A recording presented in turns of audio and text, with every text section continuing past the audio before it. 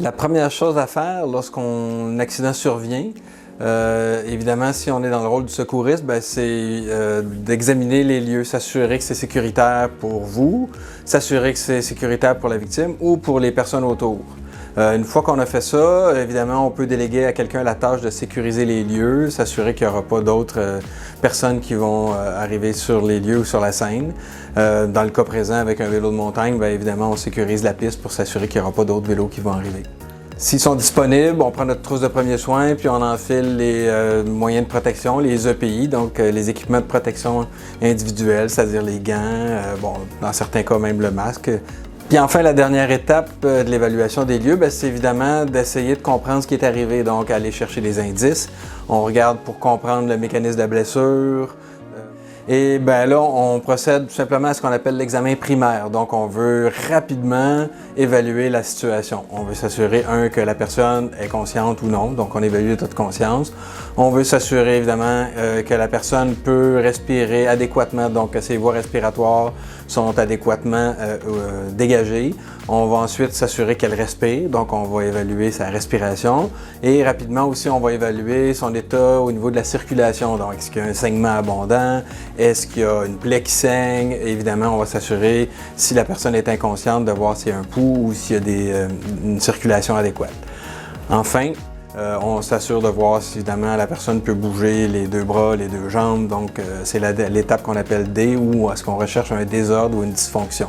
On passe à l'étape qu'on appelle E, donc c'est-à-dire on vérifie l'environnement, on s'assure de bien l'établir et de sécuriser la personne, de la protéger de l'environnement, s'il pleut, s'il fait froid, s'il vente, mettre quelque chose en dessous de son corps pour la protéger du froid et évidemment la recouvrir le mieux possible pour pouvoir poursuivre l'examen. Une fois qu'on a terminé l'examen primaire, évidemment, on va procéder à un examen plus attentif de la victime. On appelle ça l'examen secondaire. La première chose avec l'examen secondaire, évidemment, on va prendre les signes vitaux avec les moyens du bord. Donc, on va évaluer la respiration, on va évaluer l'état de conscience, on va évaluer la circulation, donc prendre la tension ou valider si on a des pouls. Et évidemment, si on a des moyens plus sophistiqués, on peut prendre une température, prendre une saturation. Donc, on va chercher tous les éléments objectifs pour bien comprendre la situation. On veut savoir au niveau de la victime, est-ce qu'elle a des antécédents médicaux? Est-ce qu'elle prend des médicaments? Est-ce qu'elle a des allergies? Évidemment, quand est-ce qu'elle a mangé son dernier repas? Ça peut être important à savoir. Et donc, avoir une bonne idée des antécédents de la personne. Centre d'urgence armédique. Vélo armédique, je suis avec ma copine, on vient d'avoir un accident. On est en forêt, en vélo de montagne.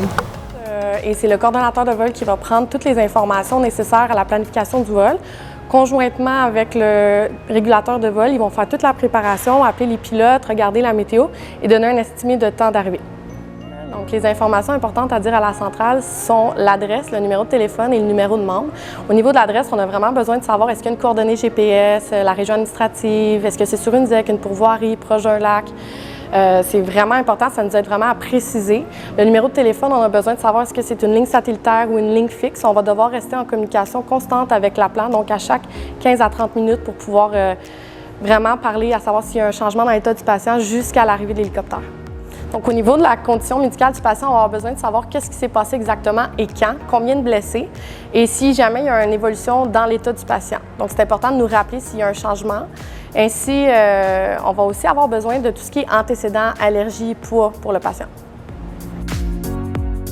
Une fois qu'on a appelé Air Médic, malheureusement, ils ne pourront peut-être pas arriver dans les minutes ou même dans les heures qui vont suivre. Donc, il va peut-être falloir prendre la victime en charge et même donc établir un plan et assurer une prise en charge un peu plus prolongée qu'on le voudrait.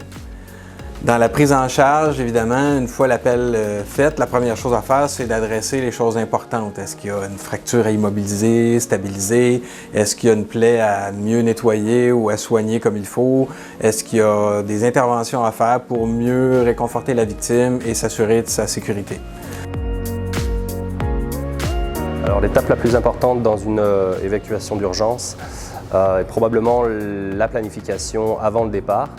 Dans un contexte où on peut partir dans différentes conditions, soit météorologiques ou de jour et de nuit, avoir le maximum d'informations avant le départ de la base. Alors les critères qui vont être importants à considérer juste avant l'atterrissage vont être essentiellement, bien entendu, la taille de la zone, 100 pieds par 100 pieds, qui est l'idéal. Ensuite, considérer tout ce qui est objet volatile dans la zone et aux alentours de la zone. Les arbustes vont faire partie aussi des risques, des arbustes de 12 pieds qui seront beaucoup moins visibles, notamment pour les atterrissages de nuit. Alors, lorsque l'hélicoptère va être en approche, et donc presque en stationnaire au niveau du sol, c'est important de rester à l'écart de la zone en tout temps et peut-être ne pas forcément regarder l'hélicoptère, étant donné que des débris pourraient être sujets à des blessures.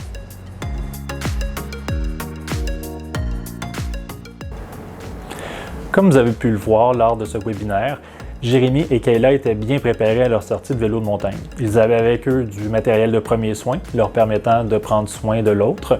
Ils avaient également leur couverture hermétique qui leur a permis d'être évacués et retrouvés rapidement. Et sachant quoi faire, Jérémy a pu venir rapidement en aide à son ami.